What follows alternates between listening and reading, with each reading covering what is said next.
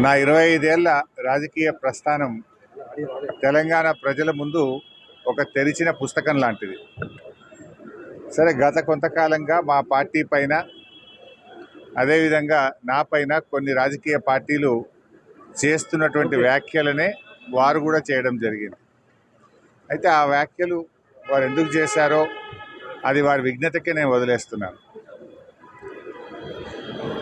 కేసీఆర్ గారి నాయకత్వంలో గత 2.5 దశాబ్దాల కాలంగా ఒక క్రమశిక్షణ కలిగిన కార్యకర్తగా రాష్ట్ర సాధనలో, రాష్ట్ర అభివృద్ధిలో నేను చూపిన నిబద్ధత, నా పాత్ర అందరికీ తెలిసినటువంటిదే. ఈరోజు రాష్ట్రంలో ఎరువులు దొరకక ఒకవైపు రైతులు గోసపడతా ఉన్నారు, మరొక వైపు వరద ప్రాంతాల ప్రజలు అనేక ఇబ్బందుల్లో ఉన్నారు.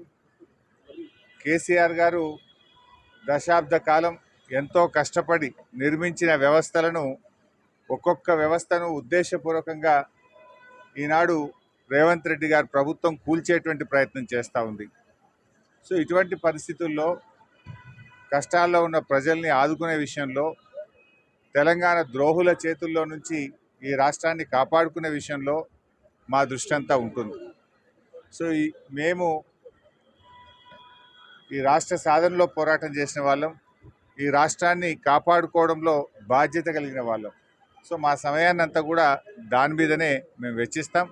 తప్పకుండా కేసీఆర్ గారి నాయకత్వంలో తిరిగి బీఆర్ఎస్ పార్టీని అధికారంలో తెచ్చుకొని ఈ ప్రజలు పడుతున్న కష్టాలను తొలగించడానికి అందరం కలిసికట్టుగా ముందుకు సాగుతాం.